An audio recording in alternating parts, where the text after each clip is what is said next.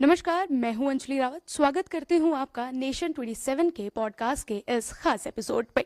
आज के एपिसोड में हम बात करेंगे एक ऐसे जनप्रतिनिधि की जो ना सिर्फ अपने क्षेत्र की आवाज बनना चाहते हैं बल्कि गांव के हर नागरिक के साथ आगे बढ़ना चाहते हैं। तो चलिए स्वागत करते हैं हमारे आज के खास मेहमान, जिला पंचायत सदस्य पद के प्रत्याशी मकान सिंह भंडारी जी का। सर, बहुत बहुत स्वागत है आपका। धन्यवाद। सर, सबसे पहले तो मैं आपसे ये जानना चाहूंगी कि पृष्ठभूमि क्या रही है और जन सेवा की ये जो शुरुआत आपने की है, ये आपने क्या? सबसे पहले आप सबका आभार व्यक्त करना चाहूँगा कि मैं मकान सिंह भंडारी हूँ और ग्राम पंचायत कुड़ी का रहने वाला हूँ और मेरी जो पारिवारिक पृष्ठभूमि है वो बहुत बड़ी दयनीय स्थिति में है।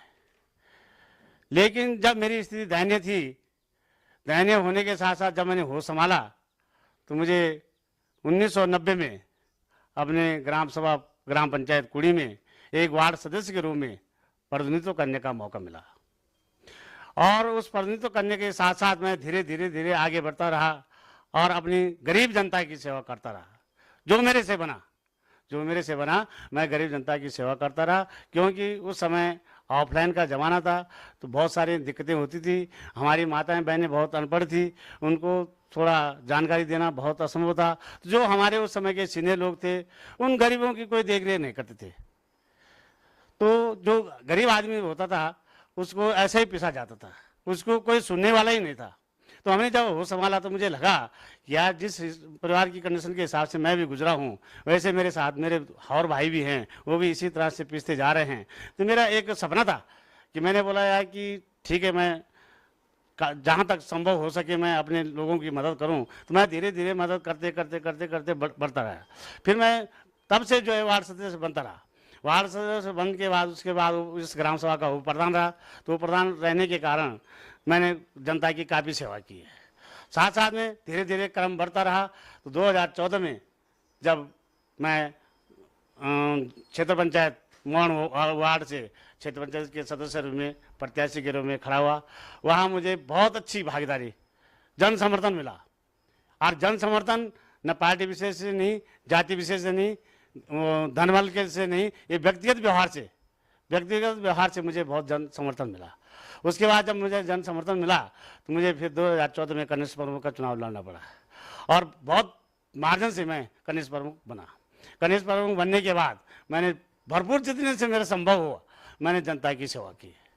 तो उस समय पहले तो यही था कि जैसे बच्चों के किसी की मूल निवास, स्थायी निवास, जाति प्रमाण पत्र या किसी का राशन कार्ड बनवाना, ये कुछ करना, ये मेरी पहली प्राथमिकता रही। साथ साथ में मेरे पास 14 अगस्त 1997 को मेरे पास ये सरकारी राशन कार्ड डिपो भी है। तो आप जिला पंचायत सदस्य पद का चुनाव लड़ने की इसके पीछे की प्रेरणा क्या है कि जहां से आपको लगा कि मुझे चुनाव लड़ना चाहिए? का कारण यही है कि मैंने सोचा कि जिला पंचायत मैं एक बार कनिष्ठ प्रमुख रह चुका हूँ और मैंने जनता की सेवा की है। उसके बाद बीच में जब वो आया कि कट ऑफ डेट 2 बच्चों का वो आया, नियम कानून आया कि जिसके 2 से ज़्यादा 3 बच्चे हैं वो चुनाव नहीं लड़ सकता। तो उस भागीदारी में हम पीछे हट गए, क्योंकि मेरा 2 बेटी है, 1 बेटा है। तो उसके कारण हम 2019 वाले चुनाव में पीछे हट गए। तो उसके बाद जब अभी कट ऑफ डेट आई तो उसमें हमें सफलता हासिल हुई कि यार चलो 3 बच्चों वाला चुनाव लड़ सकते हैं। तो मैंने उसी दिन से मन बना दिया था कि मैंने यार जो मेरे जनता की जो सेवा करने का जो अवसर था वो पीछे छूट गया। तो जब ये कट ऑफ डेट आई तो मुझे ये लगा कि मुझे जनता की सेवा करनी है, मुझे मैदान में कूदना पड़ेगा। तो जब मैदान में कूदा तो जब कट ऑफ डेट आई तो मैं उस दिन बहुत बड़ा खुश हुआ कि यार आज कट ऑफ डेट आ गए तो चलो ठीक है। मैंने उसी दिन से मन बना दिया था कि अगर सबके अपने यार दोस्तों से, अपनी पार्टी वालों से, अपने गाँव वालों से, अपने क्षेत्र वालों से मैंने उसी दिन मन बना दिया था कि अगर सामान्य सीट जिला पंचायत में अगर सामान्य सीट आती है तो मैं जिला पंचायत का सदस्य के प्रत्याशी खड़ा रहूँगा। चाहे मुझे पार्टी टिकट दे या ना दे, मैं प्रत्याशी के रूप में खड़ा रहूँगा और चुनाव लड़ूंगा और अपनी जनता की सेवा करूँगा। और मेरी जो मूलभूत समस्याएं हैं इस ग्राम पंचायत के जयकोट वार्ड की जो मूलभूत समस्याएं हैं, सबसे पहले सड़क की, स्वास्थ्य की, शिक्षा की और पेयजल की। तो मेरा मानना है कि मैं इन चीज़ों पे 4 बिंदुओं पे और ये पलायन पे जो हमारा पूरा क्षेत्र खाली हो चुका है। और मैं चाहता हूँ किन चीज़ों को, समस्याओं को लेते हुए अगर हमारा कहीं ना कहीं पलायन अगर रुकता है तो कहीं ना कहीं हमारी पहाड़ की भौगोलिक स्थिति चुस्त और दुरुस्त हो सकती है। पर लेकिन इसके लिए हमें सबसे पहले जनता का आशीर्वाद चाहिए और जनता के आशीर्वाद के साथ साथ सहयोग होना भी नितांत आवश्यक है। हम चाहे जनप्रतिनिधि बन गए और अगर जनता हमें सपोर्ट नहीं करती इस काम को करने के लिए तो हमारा चुनाव बेकार हो जाएगा।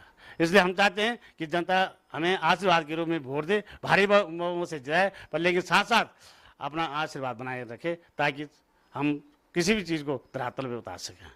सर, कई बार ऐसा होता है कि जीतने के बाद आप भूल जाते हैं, जो आप वादे करते हैं या जो भी प्रतिनिधि वादे करते हैं वो उनको भूल जाते हैं। तो आप कैसे विश्वास दिलाते हैं कि आपके शब्दों में और आपके काम में कोई अंतर नहीं आएगा जीतने के बाद, अगर आप जीतते हैं तो? धन्यवाद।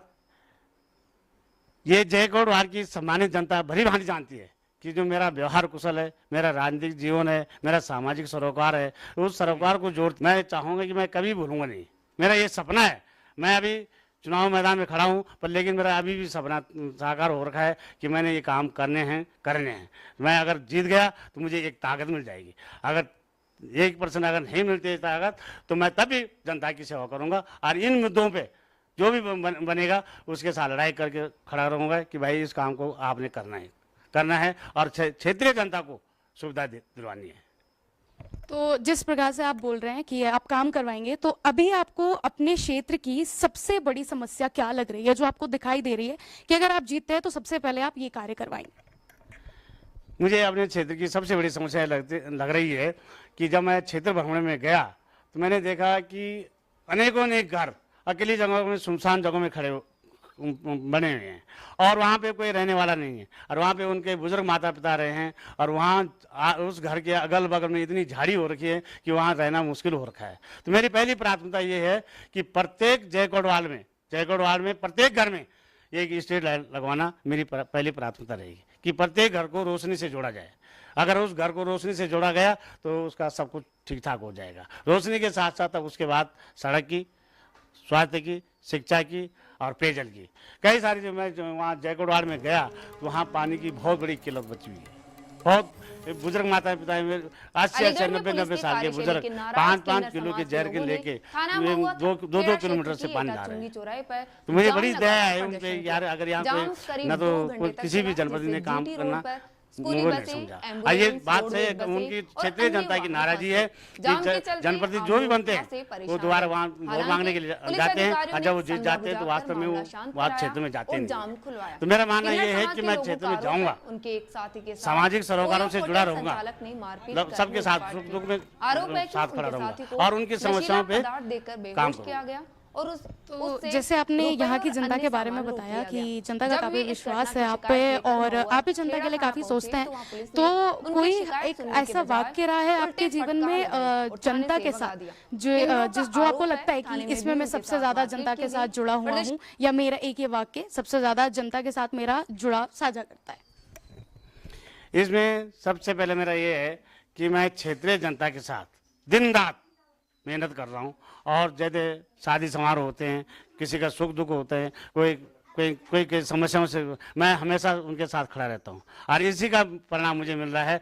मुझे बल्कि इतना पार्टी का सपोर्ट नहीं मिल रहा है, इतना वो नहीं मिल रहा है, पर लेकिन क्षेत्रीय जनता का प्यार मुझे मिल रहा है कि जनता चाहती है कि हाँ ये जनप्रतिनिधि बनने लायक है और ये हमारे सुख दुख में काम आ सकता है। तो सर, जैसे आप खुद जिला पंचायत का चुनाव लड़ रहे हैं अभी, तो आपको क्या लगता है कि एक आदर्श जो प्रतिनिधि होता है वो कैसा होना चाहिए? उसे जीतने के बाद क्या कुछ करना चाहिए?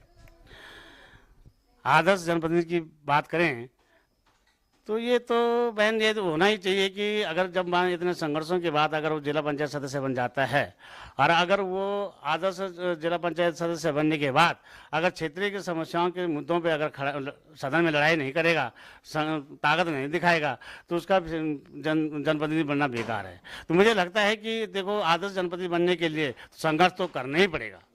अगर जब संघर्ष करेंगे तभी काम होगा। चुनाव में या फिर इस माध्यम से जनता को क्या संदेश देना चाहते हैं? अगर आप कोई संदेश देना चाहते हैं तो वो बताइए। चुनाव जीतने के बाद, जहाँ तक चुनाव जीतने का सवाल है, अगर जनता का आशीर्वाद मेरे रूप में खड़ा हो गया, मेरे साथ बन गया, तो मैं जनता को पूर्ण विश्वास दिलाता हूँ कि मैं आपके सुख दुख में हमेशा खड़ा रहूँगा और सामाजिक सरोकारों से जुड़ा रहूंगा और जो उस ग्राम पंचायत की जो विभिन्न समस्याएं हैं, जो भी समस्याएं हैं, ग्राम पंचायत की खुली बैठक बुलाकर उस ग्राम पंचायत की खुली बैठक का निर्णय जो होगा उसको मैं सदन में पहुंचाऊंगा और उस पर बखूबी से काम करने की कोशिश करूंगा और काम करके दिखाऊंगा। सर, वार्ड की सम्मानित जनता से नम्र निवेदन करना चाहता हूं कि आप 28 तारीख को मतदान केंद्र पर जाएं और कलम दवात पर मोहर लगाकर मकान सिंह भंडारी को भारी से भारी बहुमत से विजय बनाएं। यह विजय मकान सिंह भंडारी की नहीं है, आप सब क्षेत्रवासियों की विजय है, जयगढ़ वार्ड की विजय है, समस्त क्षेत्रवासियों की विजय है। धन्यवाद। बहुत बहुत धन्यवाद। बहुत अच्छा लगा आपसे बात करके और लेके। तो आज हमारे साथ जुड़े थे मकान सिंह भंडारी जी। अब देखना ये होगा कि 28 जुलाई को जब दूसरे चरण का मतदान होता है, क्या जयकोट से भाजपा समर्थित प्रत्याशी मकान सिंह भंडारी की कलम दवात अपना असर दिखाएगी ये या नहीं। तो ये था हमारा आज का खास पॉडकास्ट। ऐसे ही एपिसोड्स के लिए बने रहिए हमारे साथ और देखते रहिए नेशन 27। मैं हूं अंजलि रावत।